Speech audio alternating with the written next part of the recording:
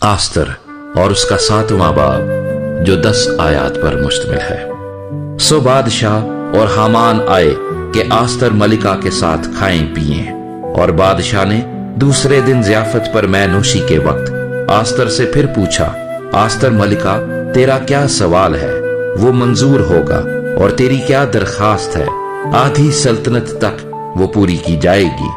आस्तर मलिका ने जवाब दिया, ऐ बादशाह, अगर मैं तेरी नजर में मकबूल हूँ और बादशाह को मंजूर हो तो मेरे सवाल पर मेरी जान बख्शी हो और मेरी दरखास्त पर मेरी कौम मुझे मिले, क्योंकि मैं और मेरे लोग हलाक और कत्ल किए जाने और नेस्त व नाबूद होने को बेच दिए गए हैं। अगर हम लोग गुलाम और लौंडिया बनने के लिए बेच डाले जाते तो मैं चुप रहती, अगरचे उस दुश्मन को बादशाह के नुकसान का मुआवजा देने का मकदूर ना होता। तब अख्सवीरस बादशाह ने आस्तर मलिका से कहा, वो कौन है और कहाँ है जिसने अपने दिल में ऐसा करने की जुर्रत की?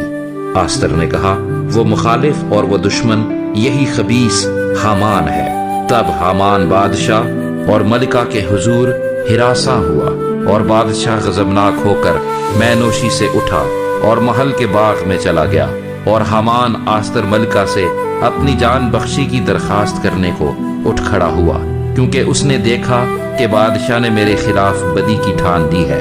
और बादशाह महल के बाग से लौटकर मैनोशी की जगह आया, और हामान उस तख्त के ऊपर जिस पर आस्तर बैठी थी पड़ा था। तब बादशाह ने कहा, क्या ये घर ही में मेरे सामने मलिका पर जबर करना चाहता है? इस बात का बादशाह के मुंह से निकलना था कि उन्होंने हामान का मुंह ढांक दिया। फिर उन ख्वाजा सराओं में से जो खिदमत करते थे, एक ख्वाजा सरा खरबूना ने अर्ज की कि हुजूर, इसके अलावा हामान के घर में वो 50 हाथ ऊंची सूली खड़ी है जिसको हामान ने मर्दकी के लिए तैयार किया, जिसने बादशाह के फायदा की बात बताई। बादशाह ने फरमाया कि उसे उस पर टांग दो। सो उन्होंने हामान को उसी सूली पर जो उसने मर्दकी के लिए तैयार की थी टांग दिया। तब बादशाह का गुस्सा ठंडा हुआ।